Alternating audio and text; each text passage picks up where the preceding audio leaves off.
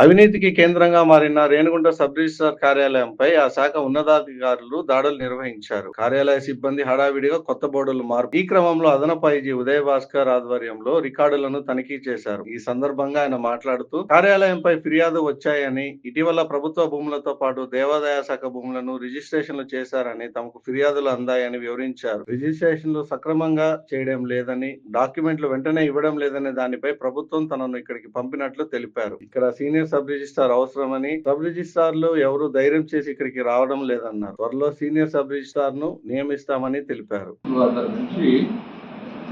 Enquiry order చేయడం జరిగింది.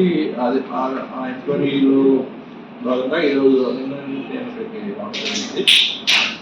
ఇప్పుడు ఇన్ఛార్జ్ రిజిస్ట్రార్ గారు చేసినటువంటి రిజిస్ట్రేషన్ వెరిఫై చేయడం, తర్వాత ఈ కార్యాలయం ద్వారా ప్రజలకు అందినటువంటి సేవలు సక్రమంగా ఆయన విషయాన్ని వెరిఫై చేయాలి.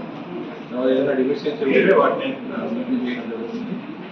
ఇలానే ప్రజలందరికీ సౌకర్యవంతంగా ఉండేటటువంటి విధానాన్ని ఇక్కడ మనం అవలంబిస్తున్నాం. ఇక్కడ కొన్ని విషయాల్లో కొంతమందికి అసౌకర్యం కలుగుతున్నట్టుగా మా దృష్టికి వచ్చింది. కాబట్టి ఆ విధంగా మేము వెరిఫై చేసి కంపల్సరిగా ఇటీవల ఇన్ఛార్జిగా ఉన్నటువంటి సబ్ రిజిస్ట్రార్ చేసినటువంటి దస్తావేజులన్నింటినీ కూలంకుషంగా ఈరోజు జిల్లా రిజిస్ట్రార్ గారు, తర్వాత మా డిఐజీ గారు, మేమందరం కలిసి టీంగా ఏర్పడి వెరిఫికేషన్ చేస్తున్నాము.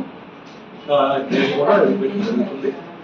జరిగిన తర్వాత ఇమీడియట్గా మాత్రం ఈ ఆఫీస్ని సెపరేట్ చేయడం జరుగుతుంది. సార్, ప్రైవేట్ సిబ్బంది ఎంతమంది ఉన్నారు? సార్, గతంలో కూడా పనిచేసినట్టు ఉంది సార్ ప్రైవేట్ సిబ్బంది. ఎవరన్నా వచ్చిన స్టేట్మెంట్ ఏమని చెప్పండి, ఇప్పుడు ఇస్తే